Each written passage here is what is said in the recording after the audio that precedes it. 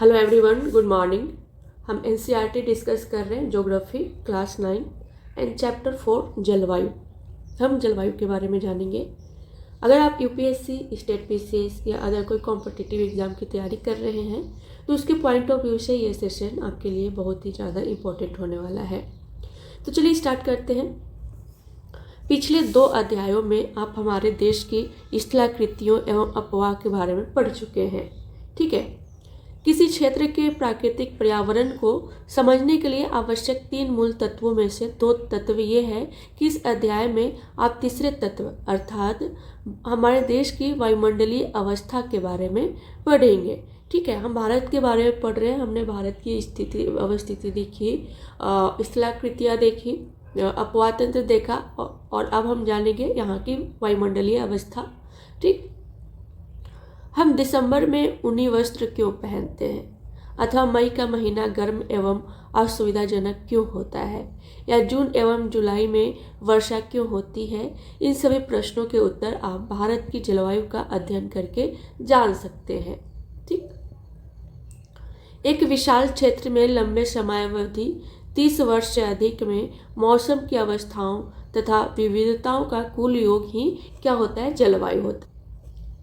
क्या है, एक विशाल क्षेत्र में लंबे समय यानी 30 वर्ष से अधिक। ठीक है। लंबे समय मतलब 1-2 वर्ष नहीं, 30 वर्ष से अधिक में जो मौसम की अवस्था है, उसकी विविधता है, उसी का कुल योग ही जलवायु है।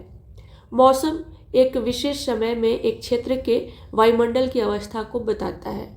मौसम तथा जलवायु के तत्व जैसे तापमान हो गया, वायुमंडलीय दाब, पवन, आर्द्रता तथा वर्षण एक ही होते हैं। आपने अवश्य ध्यान दिया होगा कि मौसम की अवस्था प्रायः एक दिन में ही कई बार बदलती है। ठीक है। कभी कभी होता है ना, बहुत तेज धूप निकला हुआ है, बहुत गर्मी लग रही है, फिर तेज हवा चल रही है, ठंड लगने लगी, कुछ इस तरीके से, फिर बारिश हो रही है, इस तरीके से बदलती है कभी कभी। लेकिन फिर भी कुछ सप्ताह, महीनों एवं वायुमंडलीय अवस्था लगभग एक समान ही बनी रहती है। जैसे दिन जो है गर्म या ठंडे, हवादार या शांत, आसमान बादलों से घिरा या साफ तथा आर्द्र या शुष्क हो सकते हैं। महीनों के औसत वायुमंडलीय अवस्था के आधार पर वर्ष को ग्रीष्म या शीत या वर्षा ऋतु में विभाजित किया गया है। ठीक। विश्व को अनेक जलवायु प्रदेशों में बांटा गया है। क्या आप जानते हैं कि भारत की जलवायु कैसी है तथा ऐसा क्यों है? इस संबंध में हम इस अध्याय में पढ़ेंगे। यहाँ देखिए बॉक्स में लिखा है कि मानसून शब्द की व्युत्पत्ति अरबी शब्द मौसम से हुई है, जिसका शाब्दिक अर्थ मौसम है। ठीक है। मानसून का अर्थ एक वर्ष के दौरान वायु की दिशा में ऋतु के अनुसार परिवर्तन है।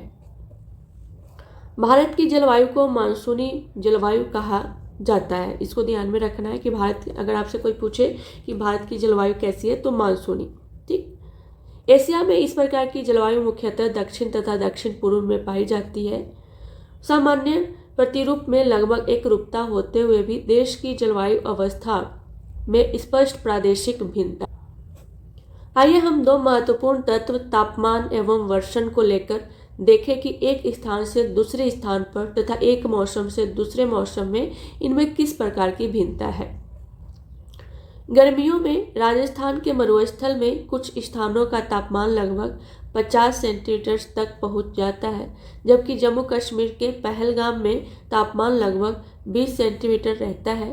सर्दी की रात में जम्मू कश्मीर में द्रास का तापमान 45 डिग्री सेंटीमीटर तक हो सकता है। ठीक है। जबकि तिरुवनंतपुरम में यह 22 डिग्री सेंटीमीटर हो सकता है। क्या आप जानते हैं कुछ क्षेत्रों में रात एवं दिन के तापमान में बहुत अधिक अंतर होता है। थार के मरुस्थल में दिन का तापमान 50 डिग्री सेंटीमीटर तक हो सकता है, जबकि उसी रात यह नीचे गिरकर 15 डिग्री सेंटीमीटर तक पहुंच सकता है। दूसरी ओर केरल या अंडमान एवं निकोबार में दिन तथा रात का तापमान लगभग समान ही रहता है। ठीक। अब वर्षण की ओर ध्यान दें। वर्षण के रूप में तथा प्रकार में ही नहीं बल्कि इसकी मात्रा एवं ऋतु के अनुसार वितरण में भी भिन्नता होती है। ठीक है। हिमालय में वर्षण अधिकतर हिम के रूप में, वर्षण मतलब वर्षा, हर जगह एक जैसा नहीं होता है ना वर्षा। वहीं अगर हम देखें हिमालय में, तो हिमालय में हिम के रूप में होता है, तथा देश के शेष भाग में यह वर्षा के रूप में होता है। वार्षिक वर्षा में भिन्नता मेघालय में 400 सेंटीमीटर से लेकर लद्दाख एवं पश्चिमी राजस्थान में 10 सेंटीमीटर से भी कम होती है। ठीक, देश के अधिकतर भागों में जून से सितंबर तक वर्षा होती है, लेकिन कुछ क्षेत्रों जैसे तमिलनाडु तट पर अधिकतर वर्षा अक्टूबर एवं नवंबर में होती है। सामान्य रूप से तटीय क्षेत्रों में तापमान में अंतर कम होता है। देश के आंतरिक भागों में मौसमी या ऋतुनिष्ठ अंतर अधिक होता है। उत्तरी मैदान में वर्षा की मात्रा सामान्यतः पूरब से पश्चिम की ओर घटती है। ये इसको एग्जाम में ये पूछा गया था, ध्यान में रखना है कि जो उत्तरी मैदान है ना भारत की, उसमें जो वर्षा है, जैसे ये ऐसे है, ये नॉर्थ साउथ ईस्ट वेस्ट, तो अगर हम पूरब से पश्चिम की तरफ इधर जाएंगे तो वर्षा की मात्रा घटेगी। जैसे कि हमने देखा मेघालय में, मेघालय पूर्व नॉर्थ ईस्ट है, तो इसमें मेघालय में 400 सेंटीमीटर तक वर्षा होती है, और वहीं राजस्थान में देखिए 10 सेंटीमीटर। तो पूरब से पश्चिम में वर्षा घटती है। ठीक, ये भिन्नताएं लोगों के जीवन में विविधता लाती है, जो उनके भोजन, वस्त्र और घरों के प्रकार में भी दिखती है। अब हम जानेंगे जलवायु नियंत्रण के बारे में। किसी भी क्षेत्र की जलवायु को नियंत्रित करने वाले 6 प्रमुख कारक हैं: अक्षांश, तुंगता यानी ऊंचाई, वायुदाब एवं पवन तंत्र, समुद्र से दूरी, महासागरीय धाराएं तथा उच्चावच लक्षण। तो अगर आपसे पूछा जाए कि जलवायु को नियंत्रित करने वाले कौन कौन से कारक हैं, तो आप इसको ध्यान में रखिएगा। अक्षांश, वहाँ की ऊंचाई कैसी है, वायुदाब, पवन तंत्र, समुद्र से दूरी कितनी है, महासागरीय धाराएं तथा उच्चावच। ठीक, पृथ्वी की गोलाई के कारण इसे प्राप्त सौर ऊर्जा की मात्रा अक्षांशों के अनुसार अलग अलग होती है। हमने पहले भी डिस्कस किया है कि अक्षांश है 0 डिग्री अक्षांश को भूमध्य रेखा या विषुवत रेखा या इक्वेटर कहेंगे। तो 0 डिग्री ये इक्वेटर है, यहाँ पे सूर्य की किरणें क्या होती है, सीधी पड़ती है। ठीक है, और ध्रुव पर सूर्य की किरणें बहुत वहाँ जा ही नहीं पाती है इस तरीके से। तो जहाँ सीधी होगी वहाँ का टेम्परेचर ज़्यादा होगा, है कि नहीं। इसके परिणाम स्वरूप तापमान विषुवत वृत्त से ध्रुवों की ओर सामान्यतः घटता है। अभी हमने देखा, जब कोई व्यक्ति पृथ्वी की सतह से ऊंचाई की ओर जाता है तो वायुमंडल की सघनता भी कम हो जाती है। ठीक, तथा तापमान घट जाता है। इसलिए पहाड़ियाँ गर्मी के मौसम में ठंडी होती है। किसी भी क्षेत्र का वायुदाब एवं पवन तंत्र उस स्थान के अक्षांश तथा ऊंचाई पर निर्भर करती है। इस प्रकार यह तापमान एवं वर्षा के वितरण को प्रभावित करता है। समुद्र का जलवायु पर समकारी प्रभाव पड़ता है। जैसे जैसे समुद्र से दूरी बढ़ती है, यह प्रभाव कम होता है। ठीक,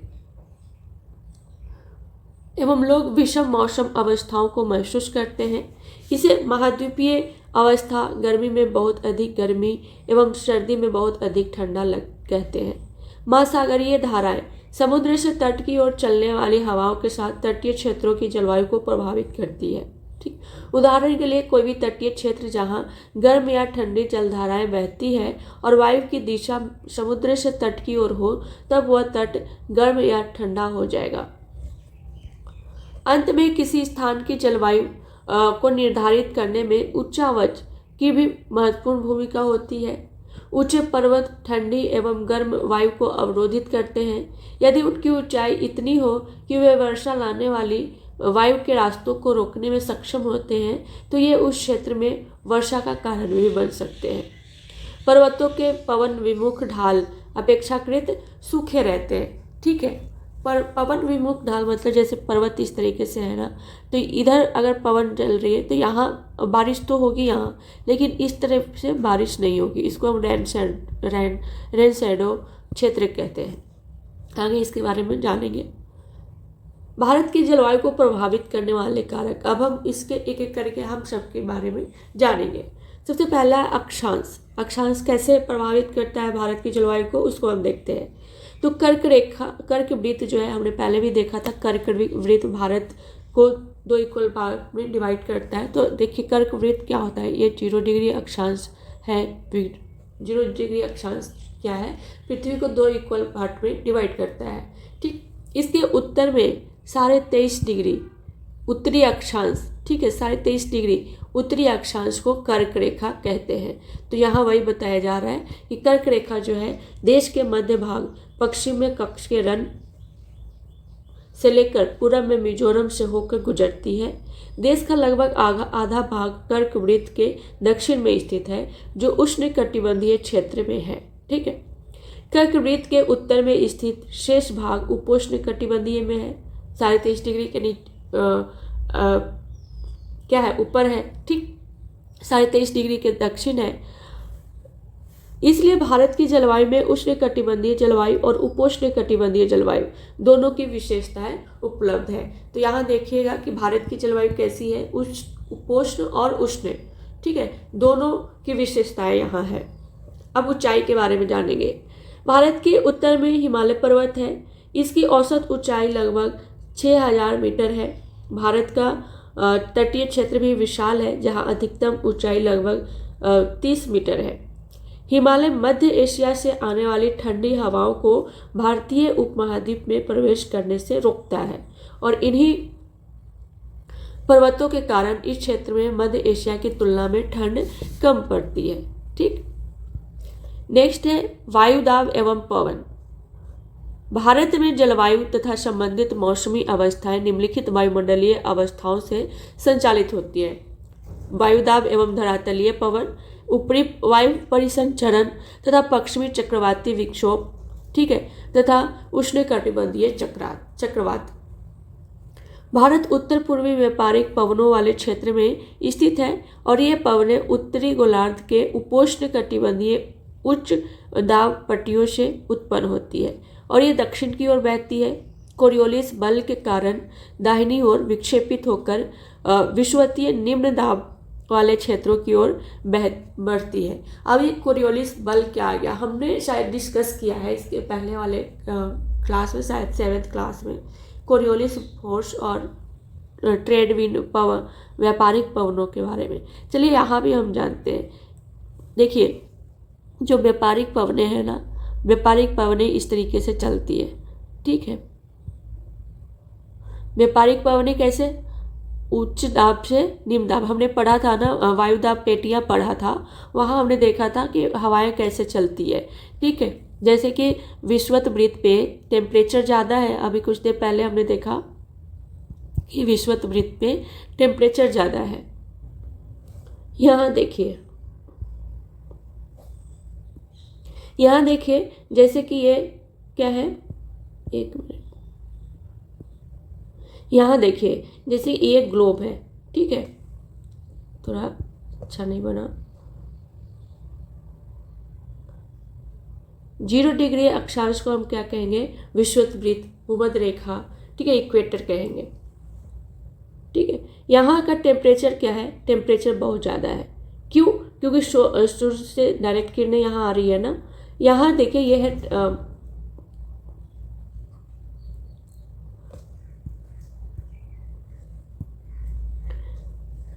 यहाँ आप देखिए, यहाँ अगर आप 30 डिग्री नॉर्थ, 30 डिग्री साउथ, इधर अगर आप बोलते हैं 30 डिग्री साउथ है, तो यहाँ का टेम्परेचर जो है, यहाँ का टेम्परेचर 30 डिग्री नॉर्थ पे, नॉर्थ अक्षांश पे, यहाँ का टेम्परेचर विषुवत वृत्त की अपेक्षा क्या होगी, विषुवत वृत्त की अपेक्षा यहाँ का टेम्परेचर कम होगी। ठीक है, जब हमने देखा था कि जब टेम्परेचर ज़्यादा होता है तो प्रेशर क्या होता है, वायुदाब क्या होता है, प्रेशर कम होता है। ठीक है, लेकिन जब टेम्परेचर कम होता है तो प्रेशर ज़्यादा होता है। ठीक है, और वायु जो है, वायु का लक्षण क्या है, वायु का लक्षण है कि वो high pressure to low pressure चलती है। ठीक है, ज़्यादा वायुदाब से कम वायुदाब की ओर चलती है। तो यहाँ देखिए, यहाँ की प्रेशर जो है, वहाँ यहाँ का टेम्परेचर कम है अपेक्षाकृत विषुवत वृत्त के, भूमध्य रेखा की कम तुलना करें तो यहाँ का टेम्परेचर कम होगा और प्रेशर ज़्यादा होगा। तो वायुदाब कैसे चलेगी, high pressure to low pressure. तो इस तरीके से हवाएं यहाँ चल रही है। ठीक है, यहाँ भी हवाएं इस तरीके से चलती है। अब यहाँ क्या हुआ, यहाँ एक इंटरेस्टिंग फैक्ट ये हुआ कि इंटरेस्टिंग फैक्ट यहाँ ये है कि जो कोरियोलिस बल है ना, कोरियोलिस बल क्या होता है? कोरियोलिस बल एक बल है जो कि पृथ्वी के घूर्णन की वजह से उत्पन्न होती है। ठीक है, कोरियोलिस बल क्या है? पृथ्वी के घूर्णन की वजह से कोरियोलिस बल उत्पन्न होती है। और ये क्या हो, कोरियोलिस बल जो है ना, ये इसका लक्षण है कि ये उत्तरी गोलार्ध में अपनी दाहिनी ओर विक्षेपित हो जाती है इस तरीके से। दाहिनी ओर हम कैसे डिसाइड करेंगे? जैसे ये इस तरीके से पवन चल रही है, तो इसका अगर हम इस तरीके से दाहिनी ओर ही हम डिसाइड करेंगे। ठीक है, इस तरीके से दाहिनी ओर। तो अब क्या हो गया? पवन जो है, पवन कैसे चल रही है? पवन का देखिए, पवन का डायरेक्शन क्या हो गया? ऐसे चल रही थी, अब पवन कैसे चलने लगी? अब ये कोरियोलिस बल की वजह से इस तरीके से विक्षेपित हो गई, अब पवन इस तरीके से चलने लगी। और कोरियोलिस बल की वजह से दक्षिणी गोलार्ध में 0 डिग्री के उत्तर को उत्तरी गोलार्ध कहते हैं एंड 0 डिग्री अक्षांश के दक्षिण को दक्षिणी गोलार्ध कहते हैं। और दक्षिणी गोलार्ध में कोरियोलिस बल के कारण ये पवन क्या होती है? अपनी बाईं ओर विक्षेपित होती है, दाहिनी ओर नहीं, अपनी बाईं ओर, अपनी बाईं ओर। जैसे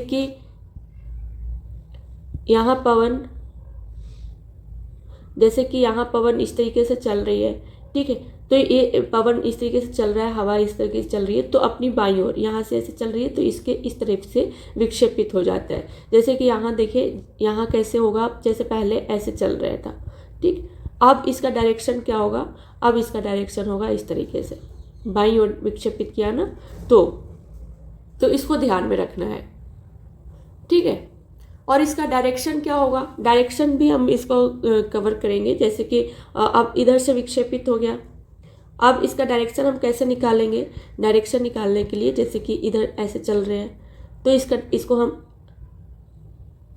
कौन सा डायरेक्शन हो गया? ये पीछे वाला हम लेंगे, तो ये नॉर्थ ईस्ट डायरेक्शन हो जाएगा। तो इसको हम आगे पढ़ेंगे, पहले इतना तक हम ध्यान रखते हैं। ठीक, चलिए आगे देखते हैं।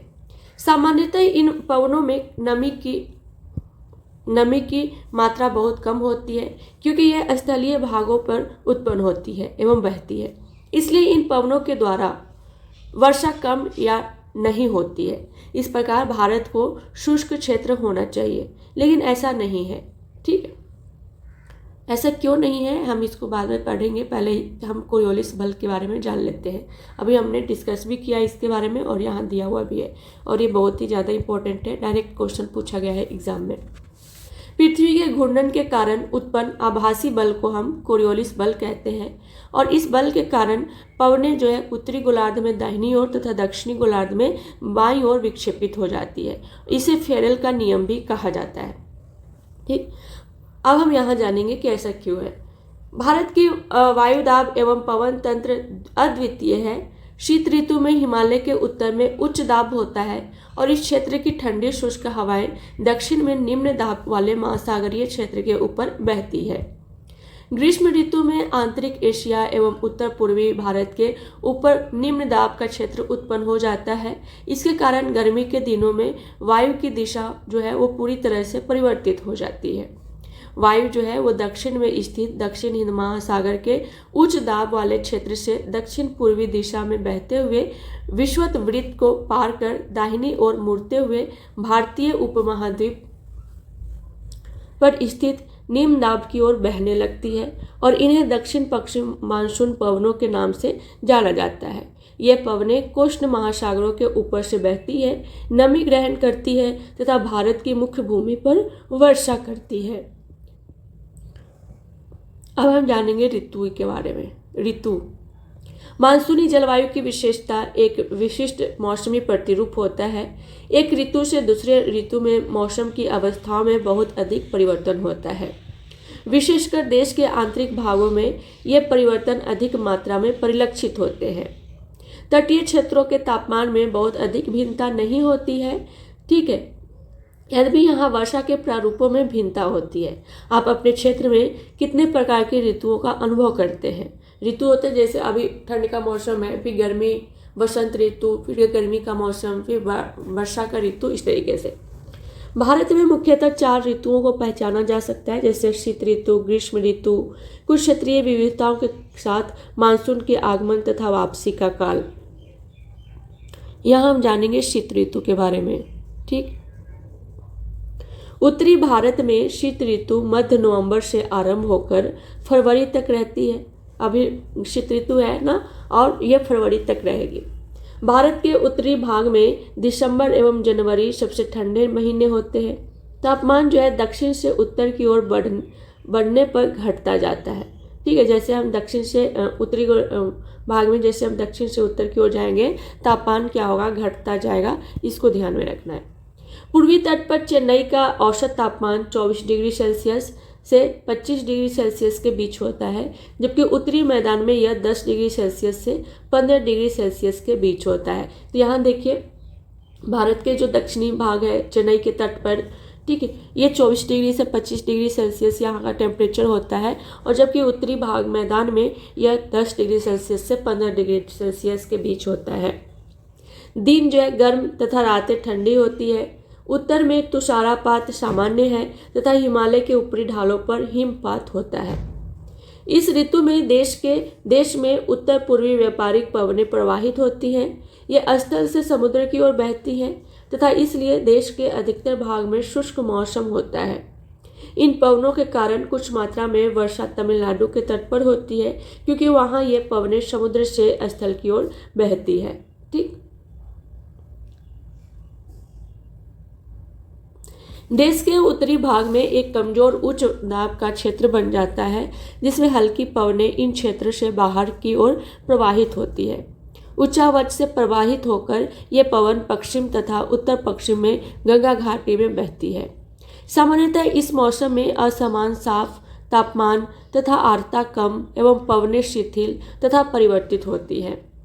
शीत ऋतु में उत्तरी मैदानों में पश्चिम एवं उत्तर पश्चिम से चक्रवाती विक्षोभ का अंतर्वाह विशेष लक्षण है।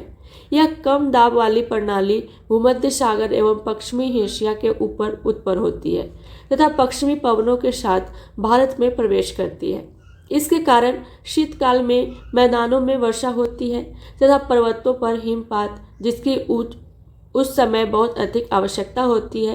यद्यपि शीतकाल में वर्षा जो है, जिसे स्थानीय तौर पर महावट कहा जाता है, की कुल मात्रा कम होती है, लेकिन ये रबी फसलों के लिए बहुत ही महत्वपूर्ण है। तो इसको आप ध्यान में रखिएगा, चक्रवाती विक्षोभ क्या होता है। ठीक है, ये एग्जाम में पूछे गए हैं। तो इसकी वजह से क्या होता है, पश्चिम एवं उत्तर पश्चिम में चक्रवाती विक्षोभ का अंतर्वाह होता है, और ये कहाँ से, इसको हम वेस्टर्न डिस्टर्बेंस कहेंगे। ठीक है, पश्चिमी विक्षोभ कहेंगे। क्यों? क्योंकि यह भूमध्य सागर एवं पश्चिमी एशिया से उत्पन्न होती है और पश्चिमी पवन के साथ ये क्या होता है, भारत में प्रवेश करती है। ठीक है, और इसी की वजह से जो शीतकाल में बारिश होती है ना, ठंड के मौसम में आपने कभी कभी देखा होगा कि उत्तरी भारत में बारिश हो रही है, तो उस टाइम क्यों बारिश होती है ठंड के मौसम में, बरसात वाली फीलिंग, तो वो होती है वेस्टर्न डिस्टर्बेंस की वजह से, इसी की वजह से।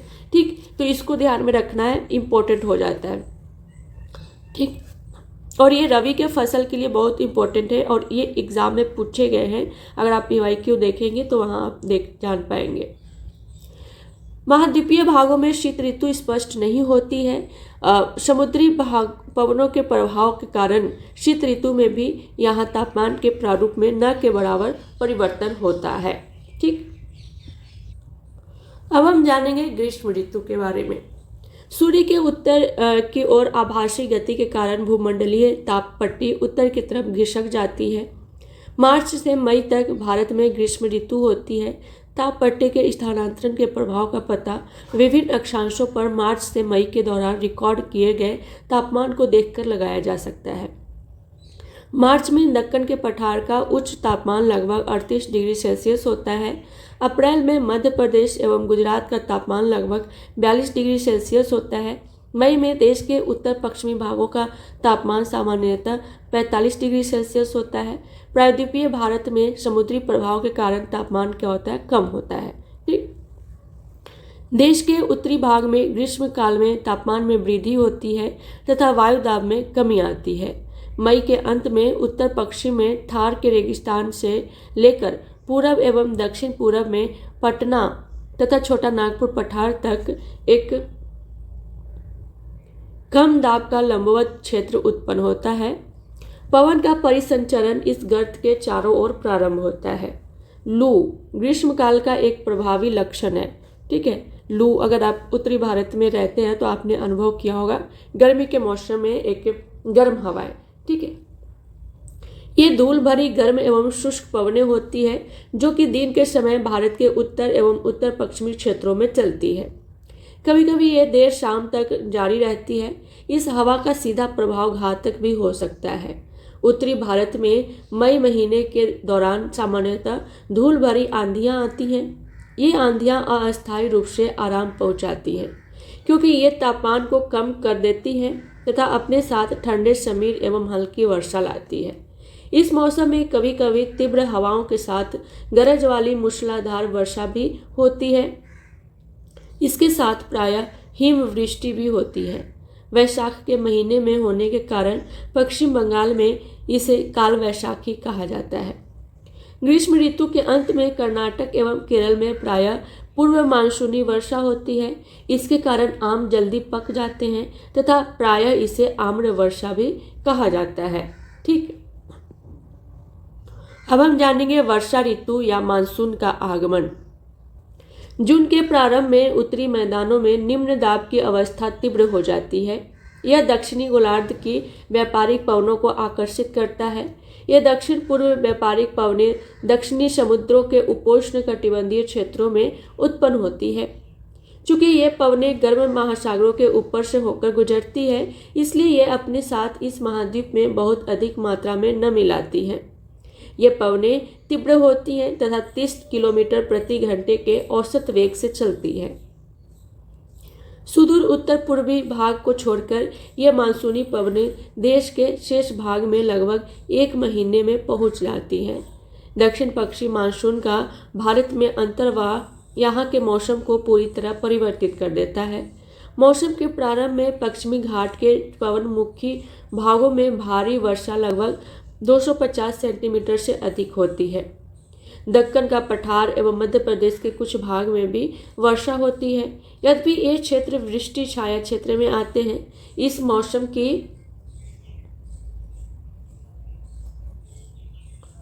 अधिकतर वर्षा देश के उत्तर पूर्वी भागों में होती है। खासी पहाड़ी के दक्षिणी श्रृंखलाओं में स्थित मासिनराम विश्व में सबसे अधिक औसत वर्षा प्राप्त करता है। तो इसको भी ध्यान में रखना है कि मासिनराम में विश्व में सबसे अधिक वर्षा होती है। ठीक, गंगा की घाटी में पूरब से पश्चिम की ओर वर्षा की मात्रा घटती जाती है। हमने पहले भी डिस्कस किया कि जैसे आप पूरब से पश्चिम की ओर जाएंगे वर्षा की मात्रा घटेगी। राजस्थान एवं गुजरात के कुछ भागों में बहुत कम वर्षा होती है। मानसून से संबंधित ये एक अन्य परिघटना है वर्षा में विराम। इस प्रकार इसमें आर्द्र एवं शुष्क दोनों तरह के अंतराल होते हैं। दूसरे शब्दों में मानसूनी वर्षा एक समय में कुछ दिनों तक ही होती है। इनमें वर्षा रहित अंतराल भी होते हैं। मानसून में आने वाले ये विराम मानसूनी गर्त की गति से संबंधित होते हैं। विभिन्न कारणों से गर्त एवं इसका अक्ष उत्तर या दक्षिण की ओर घिसकता रहता है, जिसके कारण वर्षा का स्थानिक वितरण सुनिश्चित होता है। जब मानसून के गर्त का अक्ष मैदान के ऊपर होता है तब इन भागों में वर्षा जो है वो अच्छी होती है। दूसरी ओर जब अक्ष हिमालय के समीप चला जाता है तब मैदानों में लंबे समय तक शुष्क अवस्था रहती है तथा हिमालय की नदियों के पर्वतीय जलग्रहण क्षेत्रों में विस्तृत वर्षा होती है। इस भारी वर्षा के कारण मैदानी क्षेत्रों में विनाशकारी बाढ़ें आती हैं एवं जान एवं माल की भी भारी क्षति होती है। ठीक है, उष्णकटिबंधीय निम्न दाब की तीव्रता एवं आवृत्ति भी मानसूनी वर्षा की मात्रा एवं समय को निर्धारित करती है। यह निम्न दाब का क्षेत्र जो है बंगाल की खाड़ी के ऊपर बनता है तथा मुख्य स्थलीय भाग को पार करता है, तो इसको ध्यान में रखना है। यह गर्त निम्न दाब के मानसून गर्त के अक्ष के अनुसार होता है। मानसून को इसकी अनिश्चितता के लिए जाना जाता है। शुष्क एवं आर्द्र स्थितियों की तीव्रता, आवृत्ति एवं समय काल में भिन्नता होती है। इसके कारण यदि एक भाग में बाढ़ आती है तो दूसरे भाग में सूखा पड़ता है। ठीक, तो देख लिया आपने कि क्यों एक भाग में बाढ़ एक तरफ सूखा। ठीक, अलग अलग विविधताएं हैं। इसका आगमन एवं वापसी प्रायः अव्यवस्थित होता है, इसलिए यह कभी कभी देश के किसानों की कृषि कार्यों को अव्यवस्थित कर देता है। नेक्स्ट है मानसून की वापसी, परिवर्तनीय मौसम, क्या है ये? इम्पोर्टेंट है, कई बार एग्जाम में पूछे गए हैं, ध्यान में रखना है। अक्टूबर नवंबर के दौरान दक्षिण की तरफ सूर्य के आभासी गति के कारण मानसून गर्त या निम्न दाब कब होगा? जब टेम्परेचर ज़्यादा होगा, ठीक है। निम्न दाब वाला गर्त उत्तरी मैदानों के ऊपर शिथिल हो जाता है। धीरे धीरे उच्च दाब प्रणाली इसका स्थान ले लेती है। दक्षिण पश्चिमी मानसून शिथिल हो जाते हैं तथा धीरे धीरे पीछे की ओर हटने लगते हैं। अक्टूबर के प्रारंभ में मानसून पवनें उत्तर के मैदान से हट जाती है। अक्टूबर एवं नवंबर का महीना गर्म वर्षा ऋतु से शीत ऋतु में परिवर्तन का काल होता है। मानसून की वापसी होने से आसमान साफ एवं तापमान में वृद्धि हो जाती है। दिन का तापमान जो है वो उच्च होता है, जबकि रातें ठंडी एवं सुहावनी होती है। स्थल अभी भी आर्द्र होता है। उच्च तापमान एवं आर्द्रता वाली अवस्था के कारण दिन का मौसम असह्य मतलब सहनीय नहीं वैसा स्थिति हो जाता है। इसे सामान्यतः क्वार की उमस के नाम से जाना जाता है। अक्टूबर के उत्तरार्ध में विशेषकर उत्तरी भारत में तापमान जो है तेजी से गिरने लगता है। यहाँ बॉक्स में दिया हुआ है, क्या आप जानते हैं मासिनराम विश्व में सबसे अधिक वर्षा वाला क्षेत्र है तथा स्टैलेग्माइट एंड स्टैलेक्टाइट गुफाओं के लिए प्रसिद्ध है, ठीक। और स्टैलेग्माइट स्टैलेक्टाइट क्या होते हैं इसके बारे में हमने पहले भी डिस्कस किया था, ठीक। अगर आप याद कर पा रहे हो तो सही है, नहीं तो फिर आप रिवीजन कीजिए। नवंबर के प्रारंभ में उत्तर पश्चिम भारत के ऊपर निम्न दाब वाली अवस्था बंगाल की खाड़ी पर स्थानांतरित हो जाती है और यह स्थानांतरण चक्रवाती निम्न दाब से संबंधित होता है, जो कि अंडमान सागर के ऊपर उत्पन्न होता है। और ये चक्रवात सामान्यतः भारत के पूर्वी तट को पार करते हैं, जिनके कारण व्यापक एवं भारी वर्षा होती है। ये उष्णकटिबंधीय चक्रवात प्रायः विनाशकारी होते हैं। गोदावरी, कृष्णा एवं कावेरी नदियों के संघन आबादी वाले डेल्टा प्रदेशों में अक्सर चक्रवात आते हैं, जिसके कारण बड़े पैमाने पर जान एवं माल की क्षति होती है। कभी कभी ये चक्रवात जो है उड़ीसा, पश्चिम बंगाल एवं बांग्लादेश के तटीय क्षेत्रों में भी पहुंच जाते हैं। कोरोमंडल तट पर अधिकतर वर्षा इन्हीं चक्रवातों तथा अवदाबों से होती है, ठीक है। अब हम जानेंगे वर्षा के वितरण के बारे में। पश्चिमी तट के भागों एवं उत्तर पूर्वी भाग में भारत में लगभग 400 सेंटीमीटर वार्षिक वर्षा होती है, किंतु पश्चिमी राजस्थान में कितना वर्षा होती है पहले भी हमने देखा।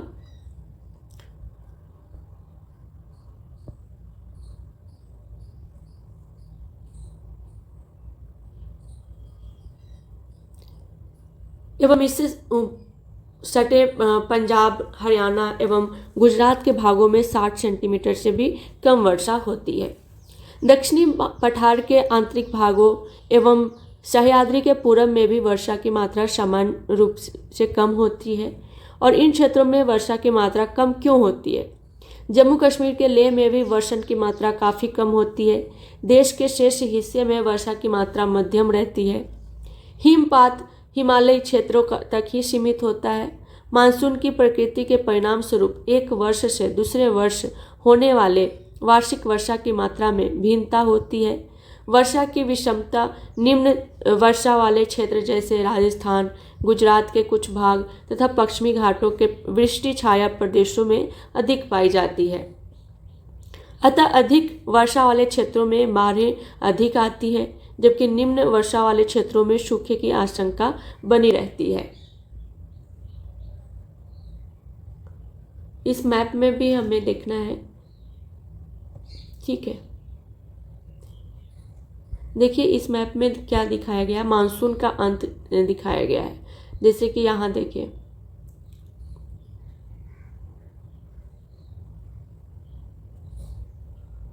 यहाँ आपको डेट वाइज दिखाया गया है कि मतलब उसके आसपास, एग्जैक्ट उस दिन नहीं लेकिन उसी के आसपास, जैसे 1 सितंबर, 15 सितंबर, यहाँ देखिए 1 अक्टूबर में, 15 अक्टूबर, फिर 1 नवंबर, ठीक है। इस तरीके से 15 नवंबर और 1 दिसंबर, इस तरीके से आप देख सकते हैं मैप में।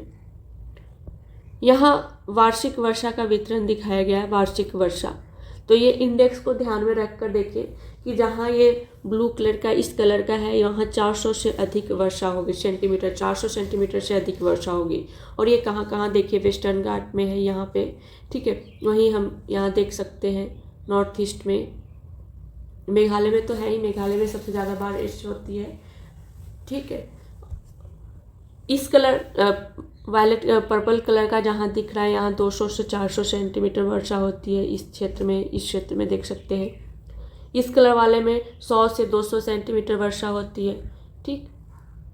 ये सारे क्षेत्र में आप देखिए, इस तरीके से आप देखिए। और अगर आपके मेंस में एग्ज़ाम में क्वेश्चन पूछा जाए तो आप इस तरीके से मैप भी बनाइए और यहाँ इंडेक्स भी आप बना सकते हैं।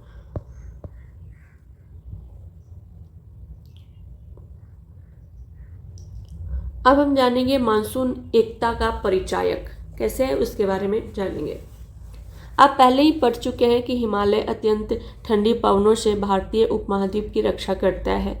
इसके कारण अपेक्षाकृत उच्च अक्षांश के बावजूद उत्तरी भारत में निरंतर उच्च तापमान बना रहता है, ठीक है। इसी प्रकार प्रायद्वीपीय पठार में तीनों ओर से समुद्रों के प्रभाव के कारण न तो अधिक गर्मी पड़ती है और न अधिक सर्दी। इस समकारी प्रभाव के कारण तापमान की दिशाओं में बहुत कम अंतर पाए जाते हैं, परंतु फिर भी भारतीय प्रायद्वीप पर मानसून की एकता का प्रभाव बहुत ही स्पष्ट है। पवन की दिशाओं का ऋतुओं के अनुसार परिवर्तन तथा उनसे संबंधित ऋतु की दशाएं ऋतु चक्रों को एक लय प्रदान करती है। वर्षा की अनिश्चितताएं तथा उसका असमान वितरण जो है वो मानसून का एक विशिष्ट लक्षण है। संपूर्ण भारतीय भूदृश्य, इसके जीव तथा वनस्पति, इसका कृषि चक्र, मानव जीवन तथा उनके त्योहार उत्सव सभी इस मानसूनी लय के चारों ओर घूम रहे हैं। उत्तर से दक्षिण तथा पूर्व से पश्चिम तक संपूर्ण भारतवासी प्रतिवर्ष मानसून के आगमन की प्रतीक्षा करते हैं। यह मानसूनी पवनें हमें जल प्रदान कर कृषि की प्रक्रिया में तेजी लाती है एवं संपूर्ण देश को एक सूत्र में बांधती है। नदी घाटियाँ जो इन जलों का संवहन करती है उन्हें भी एक नदी घाटी इकाई का नाम दिया जाता है। तो ये चैप्टर यहाँ कंप्लीट होता है। अब है क्वेश्चन, ठीक है। तो आप क्वेश्चन अवश्य लिखें, अवश्य इसका सॉल्व करें, क्वेश्चन को अवश्य सॉल्व करें। अगर आप यूपीएससी या स्टेट पीसीएस की तैयारी कर रहे हैं तो यहाँ से आपकी आंसर राइटिंग प्रैक्टिस भी हो जाएगी। जैसे कि हम अक्सर बोलते हैं कि कहाँ से आंसर राइटिंग करें, कैसे शुरुआत करें, तो यहाँ से आप आंसर राइटिंग कर सकते हैं, ठीक है। और क्वेश्चन सॉल्व करने का एक और बेनिफिट ये है कि अगर हम क्वेश्चन सॉल्व करते हैं तो अभी हमने जो पढ़ा उससे रिलेटेड हमारा वो चैप्टर का भी रिवीजन अच्छे से हो जाता है। और अगर आपको कुछ और पूछना है, कुछ समझ नहीं आ रहा है तो कमेंट बॉक्स में ज़रूर पूछ सकते हैं, ठीक है। तो आज के लिए इतना ही, मिलते हैं नेक्स्ट क्लास में नेक्स्ट टॉपिक के साथ। तब तक के लिए thank you so much and all the best.